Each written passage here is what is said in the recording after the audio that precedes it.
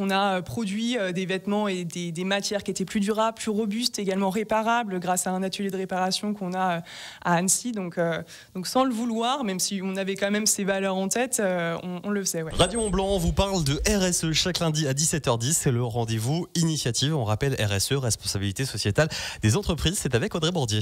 Et bonjour Éolia Masson. Bonjour. Alors vous êtes donc chargée de projet RSE chez Millet Mountain Group. Millet, c'est pas simplement Millet, c'est aussi la Fuma. Tout à fait. Ouais, c'est deux marques du coup de montagne qui se positionnent sur différentes altitudes finalement de la montagne. Millet propose plutôt du matériel et des vêtements qui sont liés à la haute montagne, avec une valeur de verticalité et d'engagement, tandis que la Fuma, elle, propose des valeurs finalement partage des valeurs plutôt liées à la moyenne montagne, des partages de voyages et finalement de randonnée. Alors avant même qu'on parle RSE, avant même que le terme soit créé, avant même qu'on parle développement durable, la Fuma et Millet étaient, sans le savoir, éco-responsables. Vous avez conçu des produits qui durent dans le temps, qu'on peut réutiliser, qu'on se transmet mais de génération en génération. Tout à fait. En fait, c'est vrai que cette partie de durabilité, on l'a finalement beaucoup travaillé, même avant la restructuration de la politique RSE Rising Change.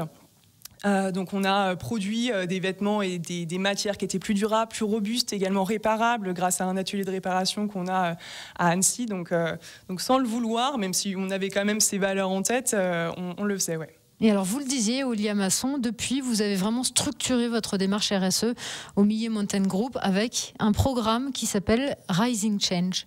Qu'est-ce que c'est que ce programme ? En fait, on peut dire que la stratégie RSE, elle a pris un tournant en 2020 suite à un constat qui est que 80% de notre impact du groupe donc, est lié à la fabrication des produits qu'on met sur le marché. Et donc, à l'issue de ce constat, on a dû orienter aussi la stratégie RSE pour réduire significativement notre impact. Et concrètement, comment est-ce qu'on articule notre plan d'action ? C'est surtout éco-concevoir nos produits pour réduire significativement l'impact, à travers d'abord une stratégie de réduction d'impact, donc avec plusieurs piliers. Le premier, c'est sur la circularité. Il faut qu'on fasse des produits qui durent le plus possible, trouver des alternatives pour éviter que la phase de fabrication revienne et que le produit dure. Le deuxième point, c'est prioriser des ressources renouvelables. Dans ressources renouvelables, on pense à matières moins impactantes, mais on pense aussi à l'énergie renouvelable, à l'énergie qu'on va utiliser pour produire les produits. Et le troisième point, c'est toujours de poursuivre la maîtrise de notre chaîne de production pour ensuite accompagner la transition énergétique de nos partenaires. Et vous cherchez notamment à relocaliser la production au plus près des consommateurs.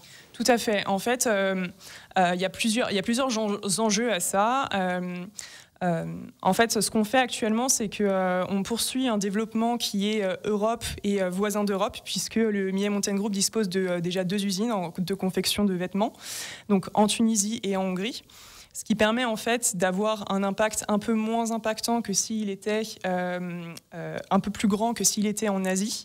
Et on investit aussi dans des panneaux photovoltaïques dans notre usine en Tunisie. Comme ça, on peut aussi mieux maîtriser le pilotage de réduction d'impact. Et la nouveauté, en tout cas, c'est qu'on est partenaire de ASF 4.0, donc qui est une usine qui est en France, basée en France, pour produire nos paires de chaussures de trail running. Donc les Intense de Millet, par exemple.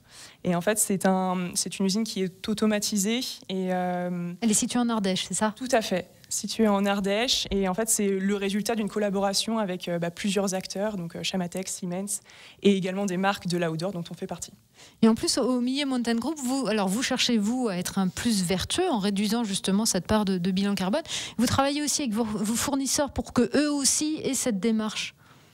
En fait, l'enjeu, c'est d'accompagner nos fournisseurs dans une transition énergétique. Pourquoi ? Parce que, comme je disais, c'est la fabrication, l'étape la plus impactante du produit et notre impact. Finalement, ce qu'il faut faire, pourquoi en fait la fabrication c'est impactant ? Parce qu'on utilise beaucoup d'énergie pour tisser, pour teindre, pour filer les matières, pour confectionner les produits. Et donc ici... En fait, l'énergie, pareil. En fait, l'énergie en Asie est ce qu'on appelle carbonée. Elle est issue, elle est sourcée et produite à partir de charbon majoritairement. Et donc, ici, il faut qu'on accompagne nos partenaires aussi asiatiques dans cette transition Concrètement, comment est-ce qu'on fait? D'abord, on cartographie les usines partenaires, savoir celles qui ont déjà entrepris cette démarche et celles qui ne l'ont pas encore entrepris. Et ensuite, la problématique, c'est que ce ne sont pas nos usines. Donc, il est aussi difficile d'enclencher une démarche de transition en tant que client seul d'un fournisseur. Et donc, l'enjeu ici, c'est de pouvoir collaborer avec d'autres clients de fournisseurs, de partenaires de production, pour que la demande soit plus forte, pour persuader le fournisseur que c'est la bonne démarche, qu'il va aussi avoir des avantages économiques, puisque plus d'indépendance énergétique, puisque réduction des coûts liés à l'énergie. Et nous aussi, ça peut être un win-win, puisqu'on peut aussi réduire l'impact et les émissions de CO2 liées à la production de nos produits. Et William Masson, vous visez la neutralité carbone en 2050. Comment vous comptez faire ça ? En fait, on souhaite contribuer à la neutralité carbone mondiale. Comment ? La première des stratégies, c'est la réduction, l'atténuation de notre impact négatif. Ici, comme je l'ai expliqué, donc c'est sur plusieurs piliers, la circularité, les ressources renouvelables ou la chaîne de production engagée et responsable. Il y a aussi une stratégie de contribution. Il faut qu'on contribue à des projets d'impact positif sur la société et l'environnement plus globalement. Ici, on peut contribuer en finançant certaines associations, certains projets qui nous semblent sensés. Ça peut aussi être des organisations d'événements. On en parlera juste après, je pense, mais ce sera l'opération Montagne Responsable. J'allais venir, ouais.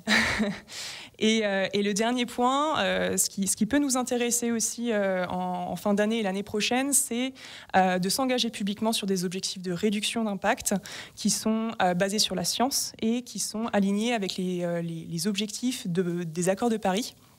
Et pour ça, concrètement, il faut faire valider la véracité de nos objectifs et de notre plan d'action à un organisme indépendant qui s'appelle SBTI, donc Science Based Target Initiatives. William Masson, vous avez évoqué cet événement qui va avoir lieu ce week-end, la 15e édition de l'opération Montagne Responsable. Qu'est-ce que c'est? Ça se passe où? Qu'est-ce qui va se passer? Ok, donc concrètement, opération Montagne Responsable, c'est l'événement phare La Fuma qui se passe chaque année depuis 2007. Concrètement, c'est une journée qui est gratuite, qui est ouverte à tous et à toutes. On peut venir en famille, on peut venir entre amis. Et en fait, c'est une journée de mobilisation collective où on va organiser une opération de ramassage de déchets dans un premier temps, où on va sensibiliser aussi nos pratiques en montagne, nos pratiques pour la protection de l'environnement à travers une conférence, une table ronde. Il y aura également une course d'orientation, il y aura plein d'autres animations, des ateliers de réparation. Donc voilà, plein de surprises à partager ensemble avec un air de festival d'initiatives positives. Et ça se passe où ? Ça se passe au Collet d'Alvar en Beldon et ça se passe d'ailleurs le 16 septembre. 16 septembre, donc samedi. Et pour avoir plus d'informations et s'inscrire, je rappelle que c'est gratuit et ouvert à tous. Il faut aller sur le site web La Fuma ou sur les réseaux sociaux.